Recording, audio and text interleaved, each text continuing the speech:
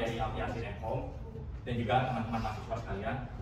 Pertama-tama saya ingin mengucapkan terima kasih banyak kepada Bapak Ferry atas kesempatan yang telah diberikan pada hari ini, sehingga kami dapat mempresentasikan hasil tugas pengabdian masyarakat yang sudah kami susun sebelumnya. Dan tidak lupa juga saya ingin berterima kasih kepada teman-teman mahasiswa sekalian yang sudah berkesempatan hadir pada pertemuan pada sore hari ini. Sebelum memulai presentasi, izinkan saya memperkenalkan diri. Perkenalkan teman-teman semua, nama saya Rahayul Suara Pratama Husaini, selaku sebagai moderator kelompok 3 yang akan memandu jalannya pembahasan materi hari ini. Dan tidak lupa juga, saya tidak berdiri sendiri di sini. Saya ditemani oleh teman-teman saya, Sirma Sudari, Dita Wiarsa, Firhana Wiranto, Fauzan Cilis, dan juga Raden Akbar. Pada kesempatan kali ini kami akan membahas materi terkait dengan edukasi TIK dasar dan bahayanya media sosial pada murid kelas 6 di SD Negeri Cikarang. Dan selain itu kita juga membahas mengenai topik pembahasan tentang pengenalan teknologi informasi komputer dasar dan dampak negatif penggunaan media sosial. Dan untuk selanjutnya, untuk pembahasan materi lebih dalam akan dilanjutkan oleh teman-teman anggota kelompok 3 menuju kelompok 4. Saya bersilakan.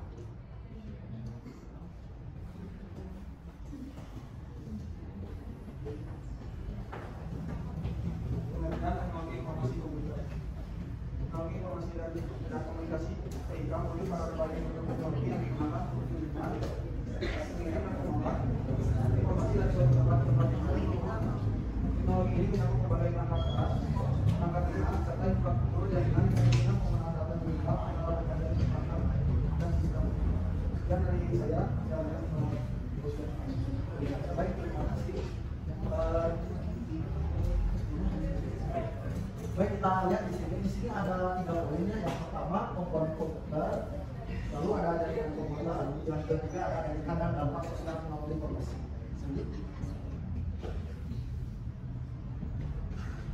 Di sini ada komponen komputer. Komponen komputer terdiri dari 2. Yang pertama ada hardware. Hardware adalah bagian fisik dari komputer atau perangkat elektronik lainnya. Contohnya seperti HP, RAM, motherboard, CPU. Lalu yang kedua ada software. Software adalah kumpulan program dan aplikasi yang berjalan di atas hardware untuk melakukan tugas tertentu. Yang contohnya bisa dilihat seperti Windows, macOS, dan lain-lain. Nah, baik, di sini ada 4 jaringan komputer dan internet. Yang pertama ada PAN, personal area network, yang dimana jaringan ini jangkauannya sangat kecil. Contohnya seperti HP atau komputer ke HP. Nah, lalu yang kedua yaitu local area network, yang dimana jaringannya mencakup suatu gedung. Contohnya seperti gedung sekolah. Lalu ketiga ada MAN, metropolitan area network, yang dimana jaringan ini lebih besar jangkauannya daripada LAN. Contohnya seperti jaringan yang berada di tiap kampus atau tiap gedung yang ada di kampus. Nah, yang terakhir adalah WAN, Wide Area Network, yang dimana jaringan ini jangkauannya sangat luas antar negara, itu contohnya seperti internet. Oke, sekian selanjutnya akan disampaikan oleh ya, terima kasih kepada moderator. Di sini saya akan menjelaskan beberapa etika dan dampak sosial pada teknologi informasi. Yang pertama di sini ada privasi dan keamanan data.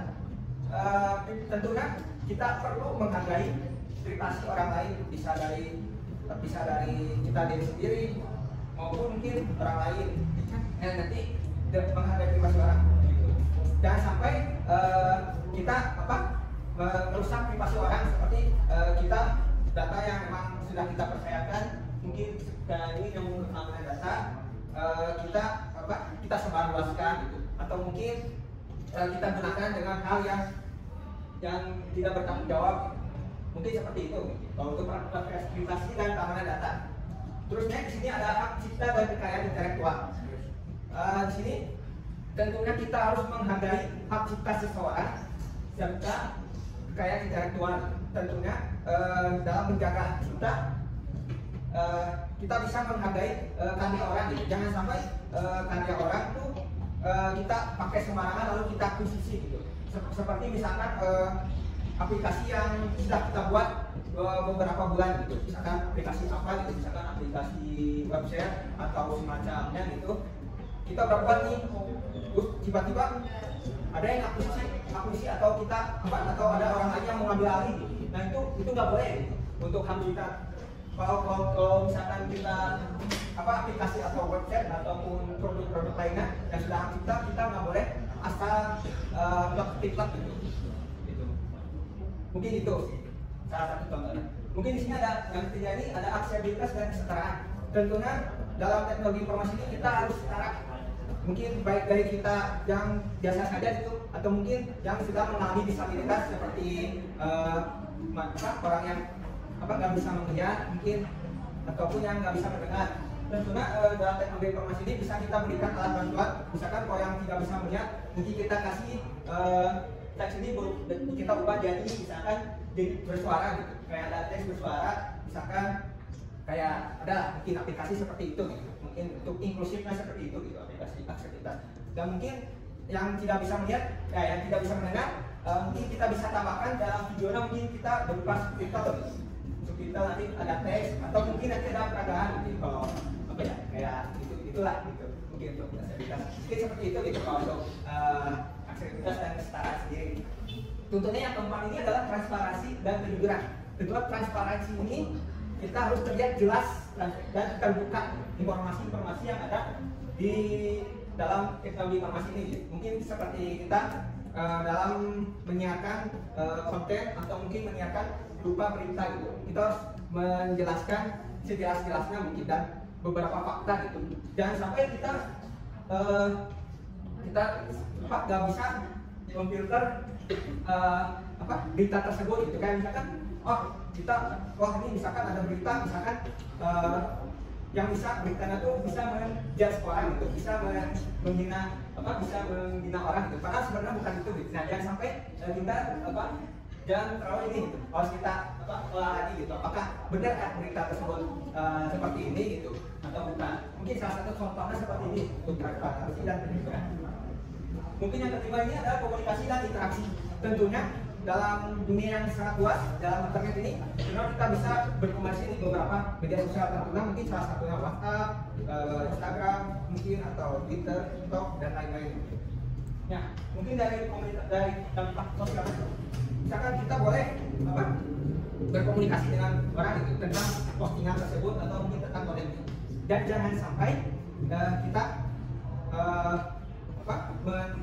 menghina seseorang gitu dengan komentar, apalagi sampai bawa privasi orang, mungkin sampai bawa misalkan kita nih lagi beradu argumen nih komentar dengan postingan, terus yang dari mana nih si orang tersebut, nah kita langsung main-main aja ambil postingan foto, misalkan foto ini jelek fotonya tuh, misalkan foto ambil aja main jas orang gitu. Nah itu jangan sampai seperti itu gitu dalam komunikasi di media sosial. Mungkin itulah salah satu contoh. Mungkin di sini ada ekonomi dan pekerjaan.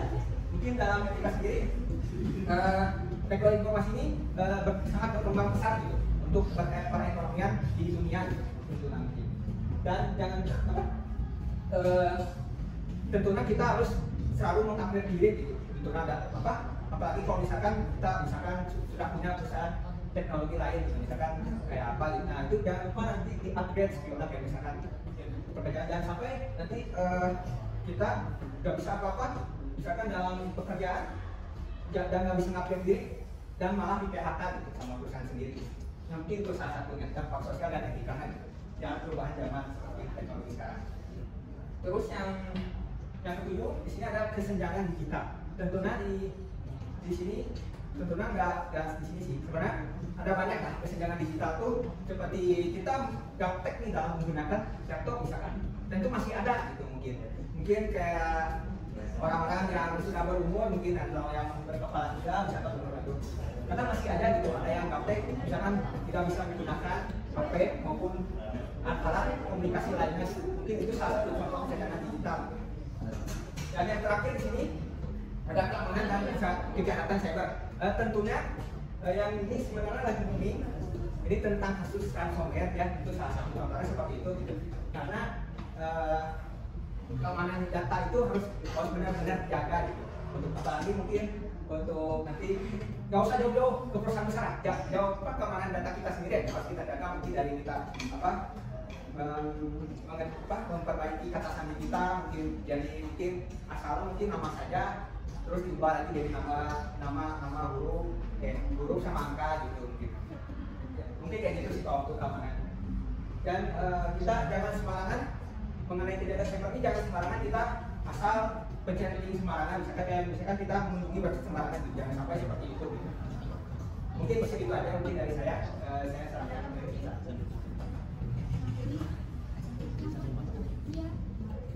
Ini. Jadi di sini saya akan menjelaskan tentang kecanduan media sosial. Kecanduan media sosial adalah kondisi di mana seseorang mengalami ketergantungan terhadap penggunaan platform media sosial seperti Facebook, Instagram, Twitter, Line, dan lainnya. Kondisi ini ditandai oleh dorongan pengguna untuk terus-menerus memeriksa, memperbarui, dan berinteraksi di media sosial.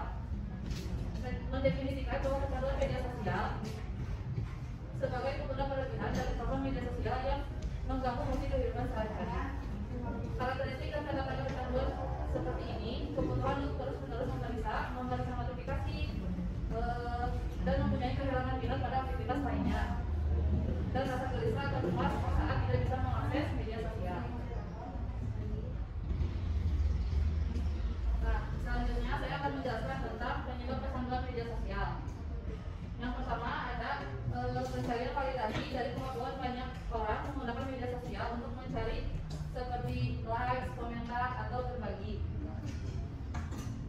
yang bisa memicu rasa senang sementara dan dorongan untuk berinteraksi. Yang kedua ada FOMO atau fear of missing out, ketakutan atau ketinggalan informasi, kegiatan atau interaksi yang terjadi di media sosial bisa mendorong seseorang untuk terus-menerus memeriksa notifikasi.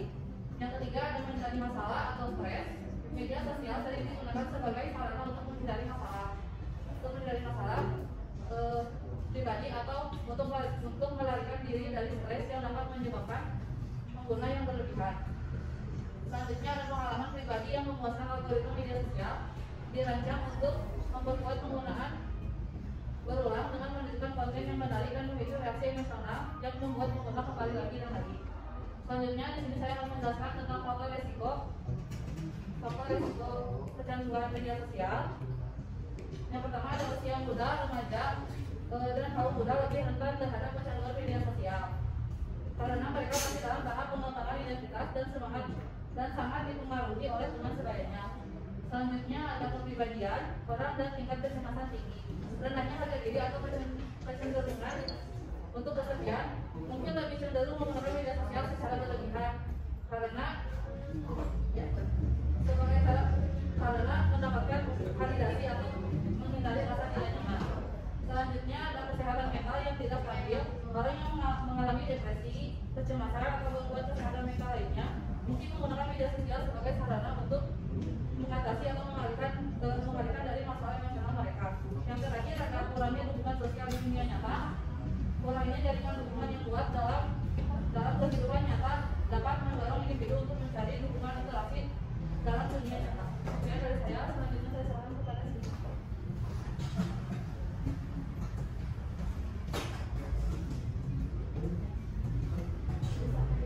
Di sini saya akan menjelaskan tentang gejala, pencegahan, dan juga komplikasi dari kecanduan sosial. Gejala kecanduan sosial yang paling pertama itu karena terlalu lama bermain HP dan waktu. Terus yang kedua sulit fokus belajar ataupun melakukan segala hal. Tidur telat karena tadi meningkat bermain handphone. Yang keempat mudah marah atau tersinggung karena dunia yang selalu berubah mengikuti algoritma dari media sosial. Dan yang terakhir adalah jarang bermain secara bersama teman ataupun keluarga. Setelah mengetahui gejalanya, ada baiknya kita melakukan pencegahannya supaya kecanduan media sosial tidak terjadi pada kita. Yang pertama itu mengatur waktu bermain di ponsel. Kita bisa mengatur waktu misalnya berjanji pada diri kita sendiri bahwa untuk satu hari kita menggunakan ponsel itu untuk media sosial hanya untuk 1 jam. Terus yang kedua mencari kegiatan lain yang mengalihkan perhatian kita dari ponsel dan media sosial. Misalnya mengikuti organisasi seperti UKM atau kegiatan sosial lainnya. Kita juga mencari dan melakukan berbagi. Yang ketiga, menyadari bahayanya bahwa kecanduan media sosial itu berdampak buruk bagi kesehatan fisik maupun mental. juga bisa meminta bantuan teman atau keluarga untuk membantu mengatur waktu penggunaan ponsel kita. Nah, yang terakhir ada komplikasi kecanduan media sosial. Yang pertama itu bisa berdampak kepada perasaan atau pikiran kita. Kadang kalau misalnya kita terlalu lama scroll media sosial dengan algoritma yang berbeda-beda, kita juga bisa berubah-ubah. Terus adanya juga gangguan kesehatan karena kita terlalu sering menggunakan handphone sambil tidur-tiduran atau sambil duduk-duduk, itu terlalu lama bisa membuat leher atau punggung kita sakit. Belum lagi mata kita yang terlihat lelah karena terlalu capek melihat layar handphone. Terus yang ketiga bisa juga menjadi penyebab masalah antara teman dan keluarga karena kita jarang berinteraksi secara langsung sama orang. Jadi kadang kita tuh mudah tersinggung atau sering jadi miskomunikasi sama orang lain. Terus yang keempat ada kehilangan peluang. Di sini maksudnya karena kita terlalu sering menggunakan HP, kita menjadi membuang-buang waktu yang sebenarnya bisa kita gunakan waktu tersebut untuk hal yang lebih bermanfaat seperti misalnya belajar, ngobrol sama teman, ngobrol sama keluarga. Dan yang terakhir adanya bahaya online. Di sini misalnya seperti cyberbullying, cybercrime, atau misalnya kayak bullying media sosial. Mungkin cukup sekian dari saya kembalikan lagi kepada. Baik, terima kasih banyak pada yang sudah membagikan materi yang sudah disampaikan sebelumnya. Untuk itu kami buka sesi pertanyaan apabila teman-teman mahasiswa sekalian barangkali ada yang ingin ditanyakan terkait dengan materi yang sudah dibahas sebelumnya. Oleh karena itu, waktu depan kami persilakan. Pertama, saya Dr. Putri dari Komunitas 5. Untuk pertanyaannya, bagaimana cara mengurangi risiko kecanduan media sosial? Terima kasih. Perkenalkan, nama saya Andi Pamungkas, saya dari Komunitas 4. Ingin bertanya, kalau misalnya data kita bocor ya, ada yang ngebobol data saya, terus ada yang menjual, itu cara menangannya gimana ya? Terima kasih banyak pada teman-teman yang sudah bertanya mengenai materi yang sudah disampaikan sebelumnya. Untuk pertanyaan pertama akan dijawab oleh rekan saya, Mas Dari. Untuk tadi pertanyaannya yang bagaimana cara mengurangi resiko kecanduan media sosial ya? Itu bisa kita lakukan dengan cara tadi mengikuti cara pencegahannya, yaitu mengurangi waktu bermain ponsel, terus beraktivitas di luar sama teman dan keluarga, melakukan hobi olahraga, atau juga memanajemen waktu supaya lebih efektif.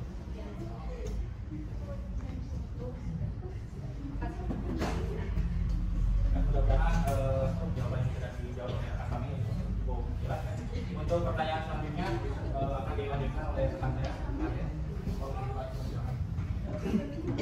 Ya, untuk pertanyaan Kak Andre, data bocor dibobol lalu dijual, cara mengatasinya ini bagaimana? Tentunya kalau data kita sudah bocor, tentunya antisipasi yang pertama itu adalah kata sandi diganti, tentunya terus email. Tapi data kita lagi dibuang, nggak apa-apa. Jadi nanti kita tinggal ganti aja data yang kita itu, data sandi kita, misalkan terus email dan beberapa gitu.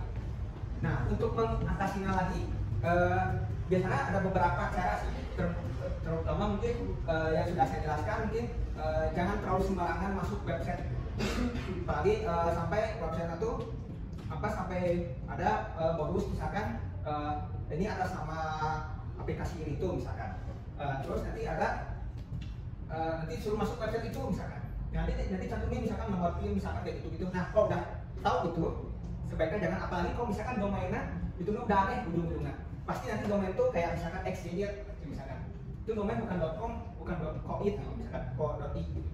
Nah, mungkin seperti itu mungkin. Tuh. Ya cara ngetes ini seperti itu sih kalau tuh. Ya ada tentunya kalau misalkan mungkin untuk akun seperti itu sih kalau data. Mungkin kalau data-data kayak misalkan data-data skripsi kayak lain, itu kuncinya itu cuman antara nge-backup atau enggak. Kalau enggak udah pasti hilang.